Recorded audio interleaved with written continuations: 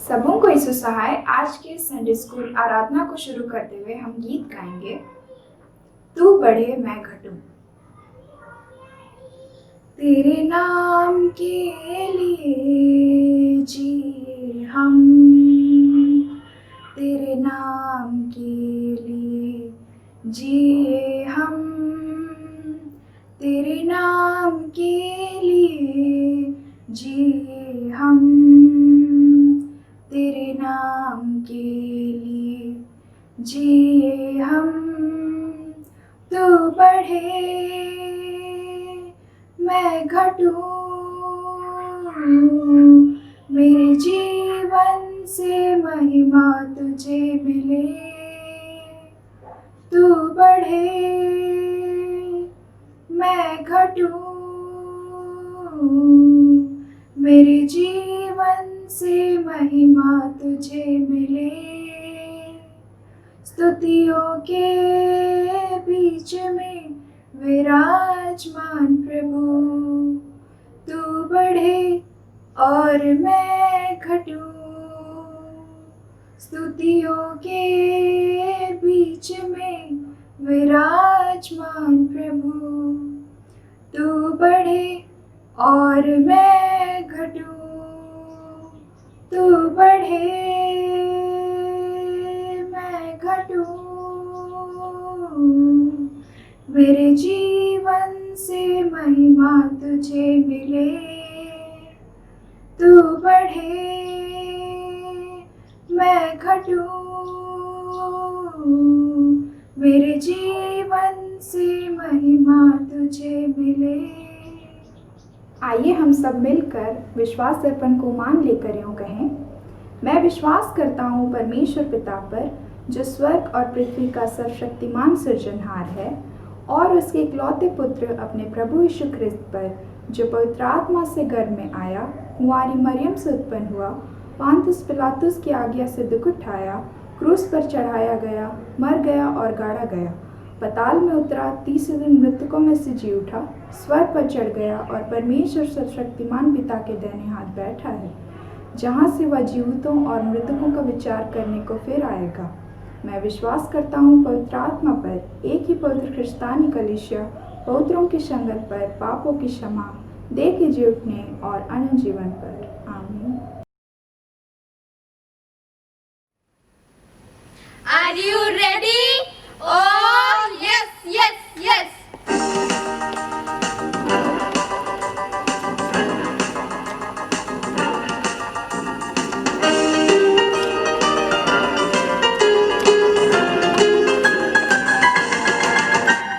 छोटी छोटी चिड़िया, छोटी छोटी चिड़िया, तुम्हें इतना सुंदर किसने बनाया? उड़ते उड़ते आती हो, नाचते गाते आती हो, मेरे भी साथ खेलो ना। छोटी छोटी चिड़िया, छोटी छोटी चिड़िया, तुम्हें इतना सुंदर किसने बनाया? उड़ते उड़ते आती हो, नाचते गाते आती हो, मेरे भी साथ खेलो ना। एक बात जानते नहीं, हमारे ऊपर एक प्रभु है। एक बात जानते नहीं, हमारे ऊपर एक प्रभु है। अन्न भी वो देता है, वस्त्र भी वो देता है,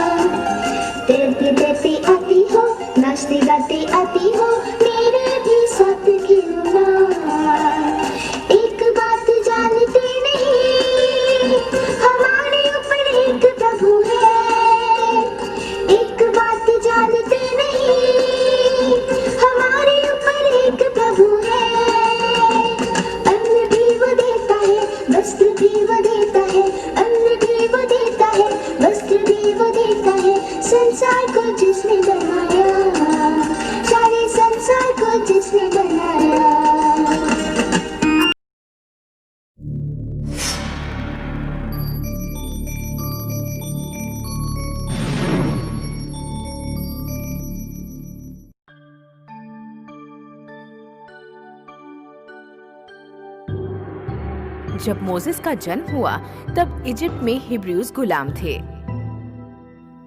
उनकी तादाद बढ़ रही है। मुझे खेद है कि कुछ दिनों में वो हमारे देश पर राज करने लगेंगे। मैं ये ऐलान करता हूं कि हिब्रू के हर नए बच्चे को मार दिया जाए ताकि वो हमसे लड़ने के बारे में कभी सोच भी ना सकें। मोसेस की माँ ने ये हुक्म सुना तो उन्होंने एक तरकीब लगाई। मैं अपने संतान को बास्केट में डाल देती हूँ। जिस किसी को ये मिलेगा वही इसकी परवरिश करेगा। उसने बास्केट नदी के किनारे छोड़ दी।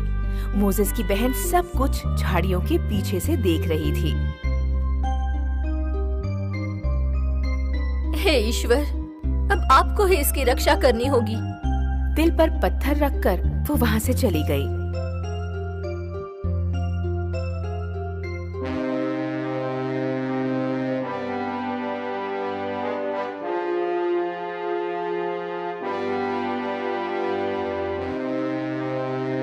इस नन्हे से बच्चे को यहाँ अकेला कौन छोड़ गया?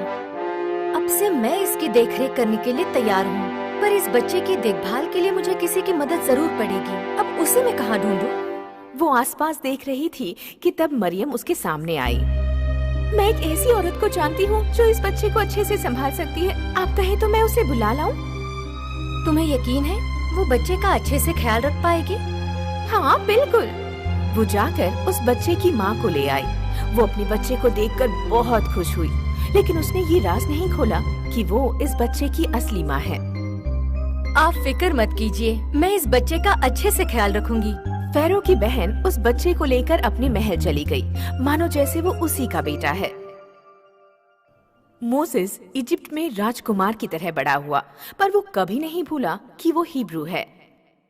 एक दिन मोसेस अपने गुस्से पर काबू नहीं रख पाया और एक इजिप्शियन को मार डाला जिसने एक हिब्रू गुलाम को मारा था। अरे मैंने ये क्या कर डाला? अब मैं यहाँ बिल्कुल नहीं रुक सकता। मुझे ये जगह छोड़नी ही होगी। मोसेस ने इजिप्ट छोड़ दिया और कहीं और 40 साल तक रहता रहा। ईश्वर ने पहली बार मोसेस से अग्नि के रूप में मुलाकात की। शुरुआत में ईश्वर के फरिश्ते ने मोसेस को झाड़ी में लगी आग के द्वारा अपने अस्तित्व की पहचान कराई, क्योंकि झाड़ियों में आग लगने के बावजूद झाड़ियां राख नहीं बनी। ईश्वर ने सीधे लपटों से मोसेस से बात की। मैंने इजिप्ट में अपने लोगों की गुहार सुनी। मोसेस, तुम वहां जाओगे और उनकी पीड़ा से उन्हें मुक्त करवाओगे। उन्हें एक बड़ी और अच्छी जगह पर ले जाओगे, एक ऐसी जगह जहां दूध और शहद की नदियां बहती हो, जहां खुशियां और समृद्धि हो। जी ईश्वर, मैं इस सफर में तुम्हारे साथ ही रहूंगा। फेरो से कहो कि वो लोगों को आजाद करे।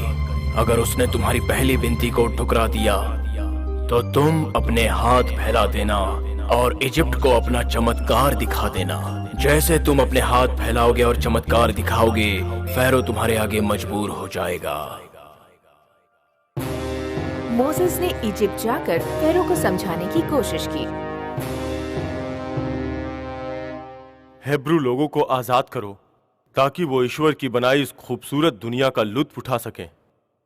मैं एक भी हिब्रू को आजाद होने की इजाजत नहीं दूंगा। मैं उन्हें आजाद छोड़ने से इनकार करता हूँ। मोसेस अपना पहला चमत्कार दिखाता है। मोसेस अपनी छड़ी सामने फेंकता है और वो सांप में तब्दील हो जाती है। वो सांप की दुम पकड़कर उसे उठाता है। वो फिर से छड़ी में तब्दील हो जाता है। मेरे जादूगर भी इस तरह का जादू दिखा सकते हैं। मैं अभी भी उन्हें छोड़ने की इजाजत नहीं दूंगा। अगर तुम नहीं माने तो इजिप्ट पर श्राप लग जाएगा। फिर मोसेस ने अपनी छड़ी को पानी में डाला और पानी खून में तब्दील हो गया। सारी मछलियां मर गईं। ये भी मेरे जादूगर कर सकते हैं। मैं अब भी इनकार करता हूँ। फिर ईश्वर ने इजिप्शियन को मेंढक के आतंक का श्राप दिया। ना जाने कहां से मेंढक की सेना नदी से निकली और सबके घरों में घुस गई। ये क्या आतंक है? मोसेस, मैं लोगों को आजाद करता हूँ, लेकिन पहले मेंढकों को मेरी जमीन से गायब करो। ईश्वर ने मेंढकों को गायब कर दिया।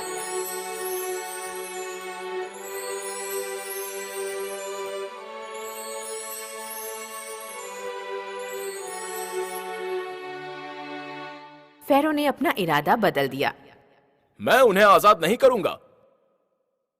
फिर ईश्वर को मजबूर होकर ग्रासहॉपर छोड़ने पड़े, पर फेरो नहीं माना और चौथी बार मक्खियों के झुंड ने इजिप्ट को निस्तो नाबूद कर दिया। मैं लोगों को आजाद कर दूंगा, लेकिन पहले उन मक्खियों को हटाओ। ईश्वर ने मक्खियों को गायब कर दिया, लेकिन फेरो फिर अपनी जुबान से मुकर गया और लोगों को अपना गुलाम बनाकर रखा। तो ईश्वर ने सभी जीव जंतुओं को बीमार कर दिया। सारे जानवर जैसे घोड़े, गधे, ऊंट, भैंसें और भेड़ जानलेवा बीमारी के शिकार बन गए और उनकी जान चली गई। फिर भी फेरो डटा रहा और लोगों को आजाद छोड़ने से मना कर दिया। ईश्वर ने मोसेस से कहा कि वो कुछ राख ले और पूरे इजिप्ट में फैला दे। ऐसा करने पर सभी लोगों को फोड़ियां होने लगी और वो राक्षस जैसे लगने लगे। फिर भी फेरो नहीं माना। फिर इजिप्ट को भारी वर्षा का सामना करना पड़ा। ईश्वर ने अपना ऐसा कहर बरसाया कि पूरा इजिप्ट अंधेरे के साए में छिप गया, पर फेरो नहीं माना। अंधेरे का साया 3 दिनों तक कायम रहा। मोसेस फेरो से मिलने गया। ये आखिरी चेतावनी है। मोसेस ने हिब्रू के घर के दरवाजों पर निशान बनाया और मोक्ष के फरिश्तों को बताया कि निशान वाले घर के अलावा जहाँ भी नए संतान का जन्म हुआ हो उसे अपने साथ ले जाए। आधी रात को मौत का सौदागर आया और बच्चों को साथ ले गया, जिसमें फेरो की भी संतान शामिल थी। इस बार फेरो टूट गया और उसने लोगों को आजाद छोड़ने का फैसला कर लिया। मोसेस हिब्रू के लोगों को उस जगह पर ले गया जो उसे ईश्वर ने बताई थी।